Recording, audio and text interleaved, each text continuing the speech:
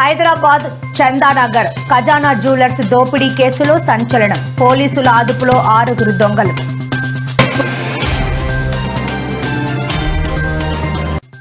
Pulivendula ZPTC ఎన్నికలపై YCP సంచలన నిర్ణయం. ఉప ఎన్నికల రీపోలింగ్ ను బహిష్కరిస్తున్నట్లు వెల్లడి.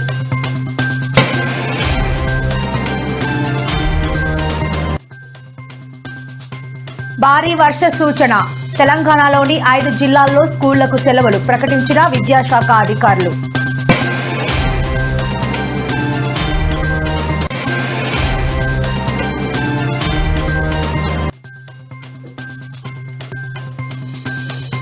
నేడు అమరావతిలో బసవతారకం క్యాన్సర్ ఆసుపత్రికి శంకుస్థాపన చేసిన బాలకృష్ణ. 500 పడకల ఆసుపత్రి నిర్మాణం.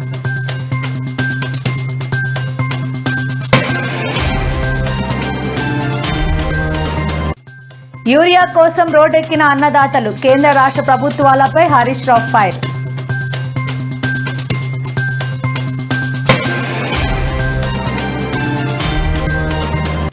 పులివెందుల జెడ్పీటీసీ ఉప ఎన్నికలపై నేడు వైఎస్ జగన్ సంచలన ప్రెస్ మీట్. చంద్రబాబుపై మాజీ సీఎం ఫైర్.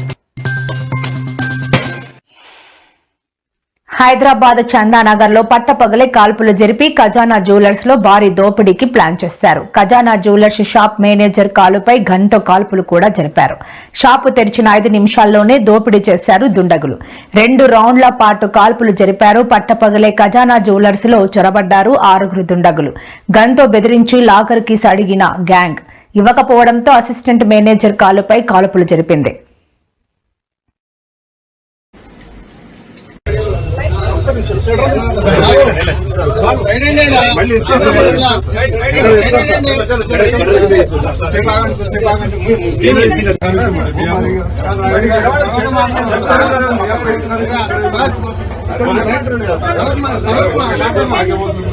అందరికీ అవసరమే.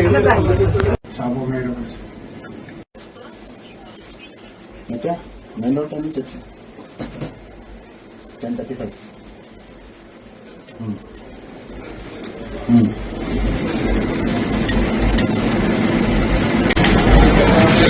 రౌండ్స్ అంటే ఇంకా కింద చాలా సార్లు ఫైర్ చేశారు. సిల్వర్ తీసుకెళ్లారు. సిల్వర్ ఒకటి తీసుకెళ్లారా? గోల్డ్ ఏం తెలియదండి. తోడకు తగిలిందండి. నా పేరు సులేమాన్ అండి. నేను ఎగ్జిక్యూటివ్ అండి. ఇక్కడ పంపించారండి పిఆర్కే హాస్పిటల్ లేదు.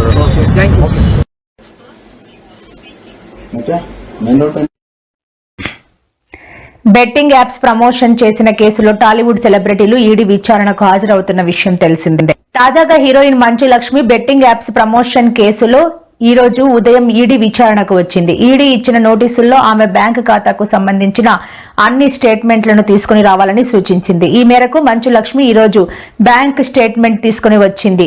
యోలో 247 అనే బెట్టింగ్ యాప్ ని ఆమె ప్రమోట్ చేసింది. అలాగే దీనికి సంబంధించిన వీడియోను సోషల్ మీడియా ప్లాట్ఫామ్లలో పోస్ట్ చేసింది. దీంతో కేసు నమోదు చేశారు తెలంగాణ పోలీసులు.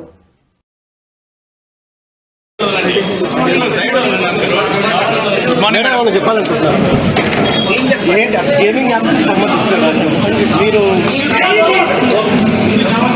వెళ్ళొచ్చు వెళ్ళి రండి వెళ్ళి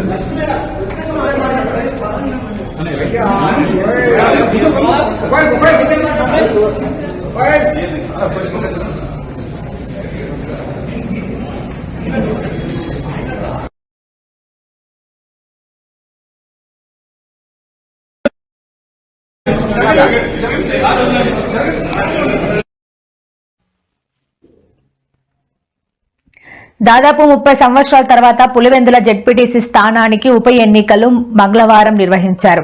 అయితే ఈ పోలింగ్ లో అనేక అవకతవకలు జరిగాయని, రిగ్గింగ్ చేశారని ఆరోపిస్తూ స్థానిక ఎంపీ అవినాష్ రెడ్డి ఎన్నికల అధికారికి ఫిర్యాదు చేశారు. దీంతో పోలింగ్ నిలిపివేసిన అధికారులు ఈ రోజు పులివెందుల జెడ్పీటీసీ ఉప ఎన్నికల్లో రీపోలింగ్ ను ఏర్పాటు చేశారు. 2 బూత్లలో జరుగుతున్న ఈ రీపోలింగ్ పై వైసీపీ కీలక నిర్ణయం తీసుకుంది. ఉప ఎన్నికల రీపోలింగ్ ను బహిష్కరిస్తున్నట్లు ఎంపీ అవినాష్ రెడ్డి ప్రకటించారు. కార్యాచరణ ఏ విధంగా ఉండబోతుంది, ఈ అంశంలో ముందు ఎట్లా ఫైట్ చేయబోతున్నారు సార్? బేసికలీ ఈ మాదిరిగా ఎలక్షన్ జరిగేట్టుగా అయితే ఎలక్షన్ అనే దానికి మీనింగ్ ఏముంది? ఎందుకు ఎలక్షన్ జరపడం ఎందుకు అంటే అన్ఫార్చునేట్ గా స్టేట్ ఎలక్షన్ కమిషన్ అన్నది ఒక డమ్మీ పాత్ర కన్నా దారుణమైన పాత్ర పోషిస్తా ఉంది. ప్రజాస్వామ్యాన్ని కాపాడవలసిన బాధ్యత గల స్థానంలో ఉన్న వ్యక్తులు నిజంగా ఇంత దిగజారిపోయిన పరిస్థితుల మధ్య ఈ వ్యవస్థ నడుస్తూ ఉంది. Very unfortunate. ఖచ్చితంగా న్యాయ పోరాటంలో భాగంగా కోర్టులకి ఇవన్నీ చూపిస్తాం, కోర్టులకి ఇవన్నీ వేస్తాం. అందుకని వాళ్ళిద్దరు కూడా ఈరోజు వచ్చింది కూడా కోర్టులో వేయడానికే వచ్చినారు. ఇద్దరు జెడ్పీ టీసీ అభ్యర్థులు కూడా కోర్టులో వేయడానికే ఇక్కడికి వచ్చినారు. ఈ డీటెయిల్స్ అన్ని తీసుకొని వీళ్ళు కోర్టులో వేస్తారు. న్యాయస్థానం ముందర ఇవన్నీ కూడా ఉంచడం జరుగుతుంది.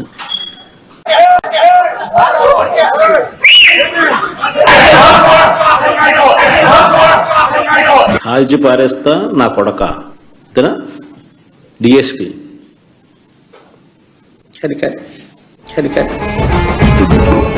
వస్తుంది. బందిపోటు దొంగలు ఉంటారు చూసినారా, డెకాయిట్స్. ఇంతకుముందు ఏదో ఏం వ్యాలీ అది, చంబల్ వ్యాలీ అని వింటాంటాం. ఈరోజు నిజంగా దాన్ని మరిపించినారు. బందిపోట్లకు మించి చంద్రబాబు నిన్న పులివెందుల రూరల్ జెడ్పీటీసీ ఓట్లను దౌర్జన్యంగా వేసుకున్నాడు.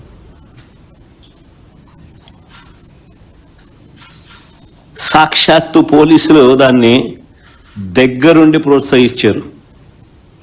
నేను చంద్రబాబు గారిని ఛాలెంజ్ చేస్తా ఉన్నా, అయ్యా చంద్రబాబు గారు, మీ పరిపాలన మీద నీకు ఆ నమ్మకం ఉంటే, మీరు మంచి చేశారు ప్రజలకన్న విశ్వాసం మీలో ఉంటే, ప్రజలు మీకు ఓటు వేస్తారు అన్న నమ్మకం మీకుంటే, ప్రజాస్వామ్యబద్ధంగా సెంట్రల్ ఫోర్సెస్ ను దింపండి. సెంట్రల్ ఫోర్సెస్ సమక్షంలో ప్రజాస్వామ్యబద్ధంగా ఎన్నికలు జరిపించండి. మీకు ఆ నమ్మకం లేదు కాబట్టి, మీరు ప్రజలకు చేసిన మంచి ఏది లేదు కాబట్టి, ప్రజలు మీకు ఓట్లేసే పరిస్థితి లేదు కాబట్టి ఇంత విచ్చలవిడిగా ప్రజాస్వామ్యాన్ని కూని చేస్తా ఉన్నారు. నేను అడుగుతా ఉన్నా చంద్రబాబు నాయుడు, ప్రతి బూత్ కు సంబంధించిన వెబ్ కాస్టింగ్ వైఎస్ఆర్సీపీ అభ్యర్థులకు ఇచ్చే ధైర్యం మీకుందా అని అడుగుతా ఉన్నా. పోలింగ్ బూత్ ఆవరణల్లో సీసీ ఫుటేజ్ ను ఇచ్చే ధైర్యం మీకుందా అని అడుగుతా ఉన్నా.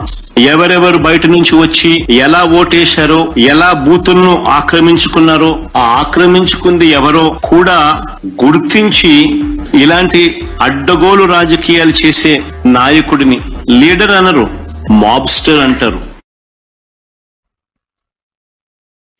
తెలంగాణ వ్యాప్తంగా బుధ గురువారాల్లో భారీ నుంచి అతి భారీ వర్షాలు కురుస్తాయని వాతావరణ శాఖ హెచ్చరించిన నేపథ్యంలో పాఠశాల విద్యాశాఖ కీలక నిర్ణయం తీసుకుంది. వరంగల్, హనుమకొండ, జనగామ, మహబూబాబాద్, యాదాద్రి, భువనగిరి జిల్లాల్లో ఇవాళ రేపు అన్ని ప్రభుత్వ, ప్రైవేటు పాఠశాలలకు సెలవులు ప్రకటిస్తూ ఉత్తర్వులు జారీ చేసింది. అలాగే గ్రేటర్ హైదరాబాద్ పరిధిలోని అన్ని ప్రభుత్వ, ప్రైవేటు పాఠశాలలను ఈ 2 రోజులు ఒంటిపూట బడులు నిర్వహించాలని పాఠశాల విద్యాశాఖ ఆదేశించింది.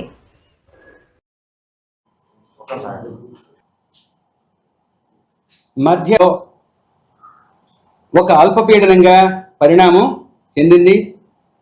దీనికి అనుబంధంగా ఉపరితల ఆవర్తనం 7.6 కిలోమీటర్ల ఎత్తు వరకు వ్యాపించి ఉండటంతో పాటు దక్షిణ దిశకు వంగి ఉన్నది. ఇది రాబోయే 24 గంటల్లో పశ్చిమ వాయువ్య దిశలో పయనించి మరింత బలపడి సుస్పష్ట అల్పపీడనంగా పరిణామం చెందే అవకాశం ఉంది. మరియు రాబోయే 2 రోజుల్లో ఇది పశ్చిమ వాయువ్య దిశలో కదలి ఉత్తర కోస్తా ఆంధ్రప్రదేశ్ మరియు దక్షిణ ఒడిశా మీదుగా పయనించే అవకాశం ఉన్నది. దీనితో పాటుగా మాన్సూన్ ట్రఫ్ లేదా ఋతుపవన ద్రోణి సముద్ర మట్టం మీదుగా అనగా భటిండా, అంబాలా, షాజహాన్పూర్, వారణాసి, డాల్టన్గంజ్, ఝార్సుగూడ నుండి దక్షిణ ఆగ్నేయ దిశలో ముఖ్యంగా ఈ అల్పపీడనం మీదుగా పయనిస్తుంది.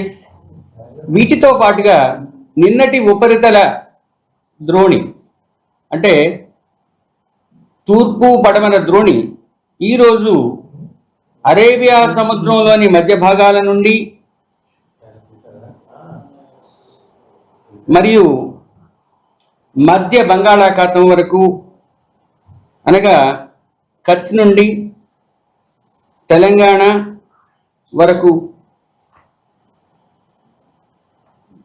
సౌత్ నార్త్ మహారాష్ట్ర, తెలంగాణ, ఆంధ్రప్రదేశ్ మరియు దక్షిణ ఒడిస్సా పరిసర ప్రాంతాల్లో ఉన్న అల్పపీడనం మీదుగా ఈ ఉపరితల ఆవర్తనం మీదుగా ఒక ద్రోణి 3.1 నుంచి 5.8 కిలోమీటర్ల వరకు విస్తరించి ఉన్నది.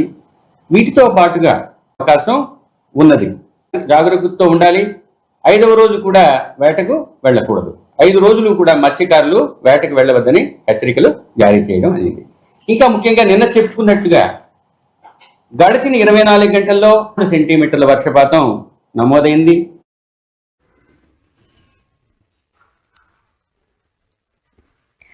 పులివెందుల ఒంటిమిట్టలో మంగళవారం జరిగిన జెడ్పీటీసీ ఉప ఎన్నికల రణరంగాన్ని తలపించాయి. మొత్తం 15 చోట్ల రీపోలింగ్ కు వైసీపీ డిమాండ్ చేస్తుండగా ఈసీ 2 చోట్ల మాత్రమే రీపోలింగ్ జరపడాన్ని తీవ్రంగా వ్యతిరేకిస్తోంది. ఈ నేపథ్యంలో ఇవాళ వైఎస్ జగన్ మీడియాతో మాట్లాడుతూ కూటమి ప్రభుత్వంపై సంచలన ఆరోపణలు చేశారు. రాష్ట్రంలో అసలు ప్రజాస్వామ్యమే కనిపించడం లేదని, పులివెందుల ఒంటిమిట్ల ఎన్నికలే అందుకు ప్రత్యక్ష ఉదాహరణ. ఇంత అన్యాయంగా రాష్ట్ర చరిత్రలో ఎప్పుడు ఎన్నికలు జరగలేదని, 15 పోలింగ్ బూతులలో వైసీపీ ఏజెంట్లు లేకుండా పోలింగ్ నిర్వహించడం, పోలింగ్ బూతులలో వైసీపీ ఏజెంట్లు రాకుండా చేసి రిగ్గింగ్ కు పాల్పడ్డారని ఫైర్ అయ్యారు. పోలీసుల సహకారంతోనే అంతా జరిగిందని అన్నారు. బాగా ఇంట్రెస్టింగ్ గా ఉంది ఫోటో చూడండి ఒకసారి. కలెక్టర్ సమక్షంలోనే ఆయన జోబులో 2 చేతులు జోబులో పెట్టుకుని ఉన్నాడు చూసినాం. ఆయన కలెక్టర్, ఆయన పేరు శ్రీధర్, చెరుకూరు శ్రీధర్, ఆయన కలెక్టర్. ఆయన సమక్షంలోనే ఆ ఫోటోలో కనపడుతున్నారు చూసినామా, వాళ్ళు దొంగోట్లు వేస్తున్నారు. వాళ్ళు ఎవరు అనంటే జమ్మలమడుగు నియోజకవర్గానికి చెందిన దస్తగిరి అనే ఒకడు, సందీప్ కుమార్ అనే ఒకడు. వాళ్ళకు సంబంధించిన వివరాలు ఇంకా కొంచెం కిందికి పోతే ఆ వివరాలు కూడా ఇలా ఉంటాయి. ఆ ఫోటో కూడా చూపించమా. అది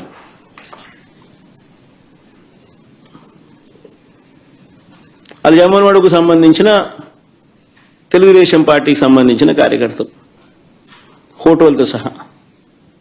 రాష్ట్రంలో ముఖ్యమంత్రి స్థానంలో ఉన్న చంద్రబాబు నాయుడు గారు నిజంగా అన్నిటికన్నా బాధ ఆయనతో చేతులు కలిపి అంటగాగుతా ఉన్న తన ఎల్లో మీడియా. అసలు ఏజెంట్లే లేకుండా చేసి ఎన్నికలు జరిపినప్పుడు దాన్ని ఎన్నికలని ఎలా అంటారని అడుగుతా ఉన్నా. అంటే అది ఎన్నికలు పెట్టాల్సిన ఎన్నికలు ఇంకా ఏం జరపాల్సిన పనులా, ఇంకా మన ఇష్టం గుద్దుకోవడమే.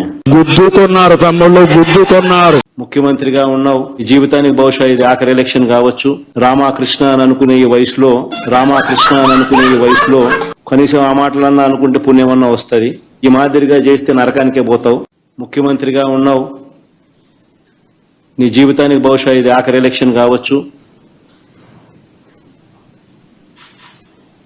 రామకృష్ణ అని అనుకునే ఈ వయసులో కనీసం ఆ మాటలన్నా అనుకుంటే పుణ్యమన్నా వస్తుంది. ఈ మాదిరిగా చేస్తే నరకానికే పోతావు. ముఖ్యమంత్రిగా ఉన్నావు, నీ జీవితానికి బహుశా ఇది ఆఖరి ఎలక్షన్ కావచ్చు. రామకృష్ణ అని అనుకునే ఈ వయసులో కనీసం ఆ మాటలన్నా అనుకుంటే పుణ్యమన్నా వస్తుంది. ఈ మాదిరిగా చేస్తే నరకానికే పోతావు. ఇప్పటికైనా మార్పు తెచ్చుకో చంద్రబాబు అని హితవు పలుకుతా ఉన్నా. చంద్రబాబు నాయుడు గురించి ఎందుకు మాట్లాడు? కారణం హాట్లైన్ చంద్రబాబు రేవంత్ కాంగ్రెస్ హైకమాండ్, అంతే కదా. ఎందుకంటే చంద్రబాబు నాయుడు గురించి ఎందుకు మాట్లాడు చెప్పు? ఆ రాహుల్ గాంధీ ఆంధ్ర గురించి ఎందుకు మాట్లాడు చెప్పు?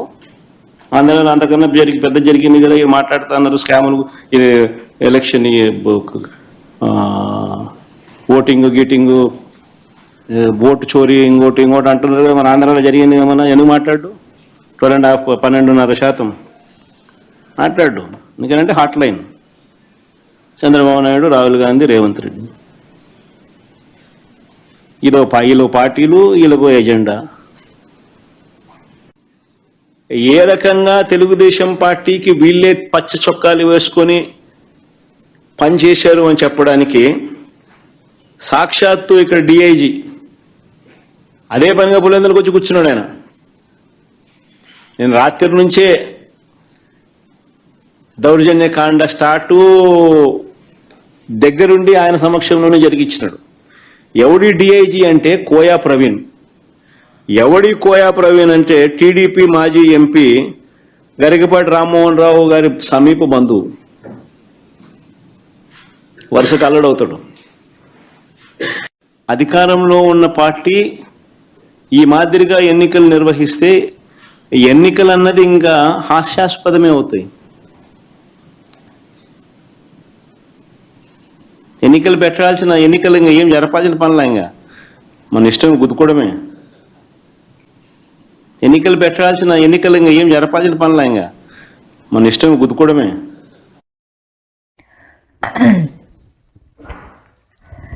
కూటమి ప్రభుత్వం అధికారంలోకి వచ్చిన తర్వాత ఏపీలో అధికారులు అత్యంత దారుణంగా వ్యవహరిస్తున్నారు. అధికారులతో పాటు కూటమి ఎమ్మెల్యేలు కూడా రెచ్చిపోతున్నారు.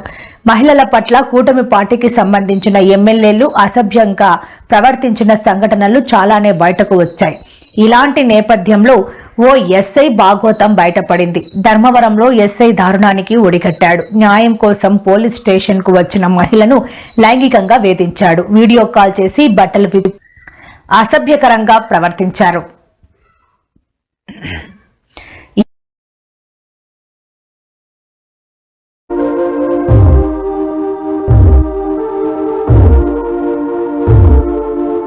యూరియా కోసం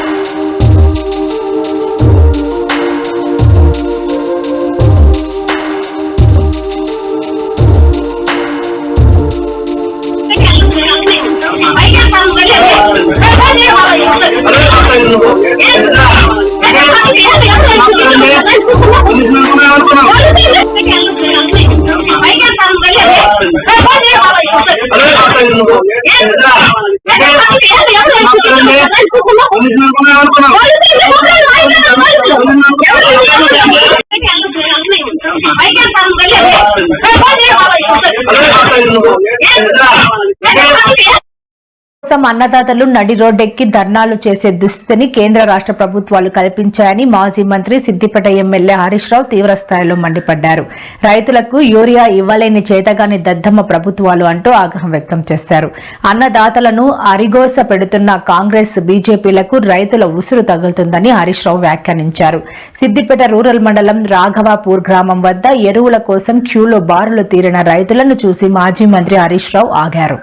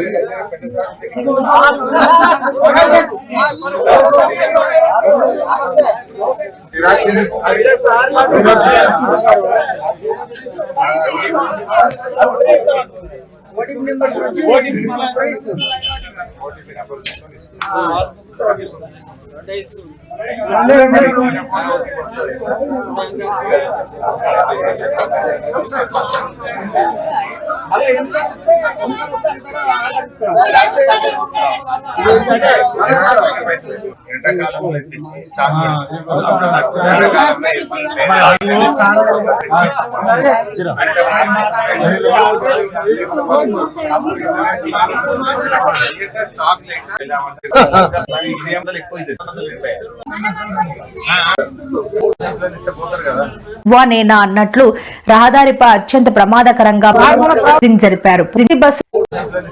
నేనా అన్నట్లు రహదారిపై అత్యంత ప్రమాదకరంగా బస్సులను నడుపుతూ పెడుతూ డ్రైవర్లు బీభత్సం సృష్టించారు. బస్సుల రేసింగ్ చూసి అటుగా వెళ్తున్న వాహనదారులు తీవ్ర భయాందోళనకు గురయ్యారు.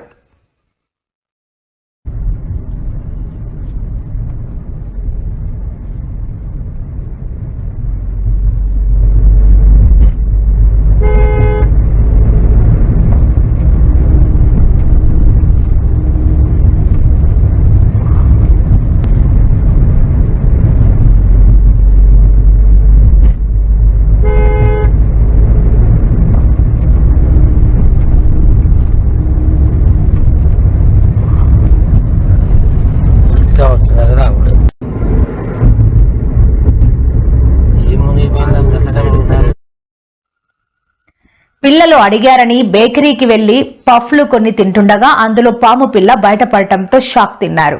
జడ్చర్ల మున్సిపాలిటీలోని జౌకీ నగర్ లో నివాసం ఉంటున్న శ్రీశైల అనే మహిళ తన పిల్లలు స్కూల్ వదిలాక ఇంటికి తీసుకెళ్తున్న క్రమంలో పిల్లలు పఫ్లు అడిగారు. దీంతో ఆ మహిళ జడ్చర్ల పోలీస్ స్టేషన్ పక్కనే ఉన్న శ్రీ లక్ష్మీ అయ్యంగారి బేకరీలో 2 ఎగ్ పఫ్లు 2 కర్రీ పఫ్లు తీసుకుని ఇంటికి వెళ్లి పిల్లలతో కలిసి తింటుండగా కర్రీ పఫ్ ను తెరిచి చూడగా అందులో చిన్న పాము పిల్ల కనపడింది.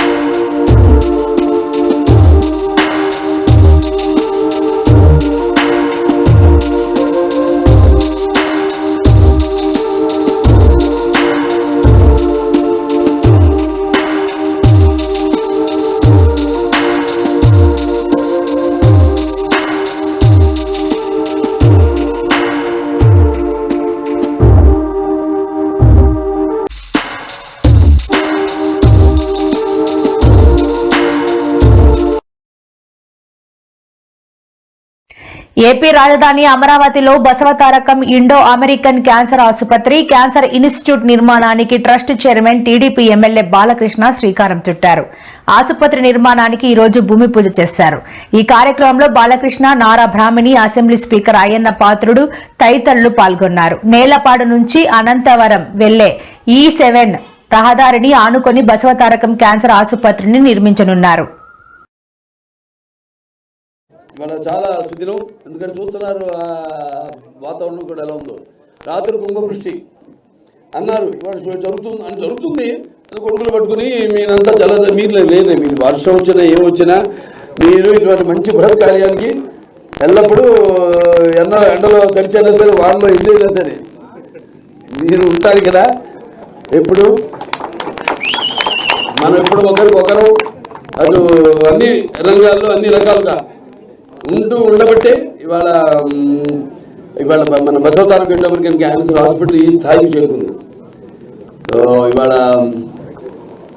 బ్రహ్మాండంగా ప్రకృతి కూడా రాత్రి కురిసింది ఏమంటామంటే blessings of showers of blessings అంటే కురిపించింది తన ఆశీస్సులు భగవంతుడు ప్రకృతి రూపంలో వర్షం రూపంలో అలా కురిపించాడు భగవంతుడు. నేను ఇప్పుడు అది నమ్ముతాను. నేను మన షూటింగ్ కూడా వెళ్ళాను, ఆ ఖండానికి అనేది రప్పచోడవరం అడితే గల మోతిగూడెం లోవర్ సీనియర్ ప్రాజెక్ట్ వెళ్తే వర్షం పడతాను, భయంకరమైన వర్షం. అది జరుగుతుందా జరగదా, ఇంత దూరం వచ్చావు, చాలా మంది ఆర్టిస్టులు అందరూ కరెక్ట్గా మంచి ముహూర్తంలో బయలుదేరు అనుకున్నట్టే అయిపోయింది షూటింగ్ అక్కడ. సో నేను చెప్పేది ఏంటంటే ఒక మంచి కార్యక్రమానికి ఎప్పుడు తదాస్తు దేవతలు ఇలాగే జీవిస్తూ ఉంటారు. సో ఈ కార్యక్రమాన్ని అప్పుడు మనం ఫిబ్రవరి 14, 2019లో చేయడం జరిగింది. ఆ తర్వాత సరే ఒక అంధకారమైన కొంతకాలంలో మనం గడపాల్సి వచ్చింది. ఇక్కడ బేసిక్ అంటే మౌలిక సదుపాయాలు, కనీస మౌలిక సదుపాయాలు కూడా ఏమీ పట్టించుకోకుండా ప్రభుత్వం, ఆ తర్వాత ప్రభుత్వం నిర్లక్ష్యం చేయడం రాష్ట్రాన్ని. అలా ఇంత మంచి ఒక బ్రహ్మాండమైన హాస్పిటల్ ముందుకు వస్తే అసలు ఆరోగ్యం దేని గురించి కూడా ప్రజల గురించి పట్టించుకోకపోవడం వల్ల ఇలా ఆసుపత్రి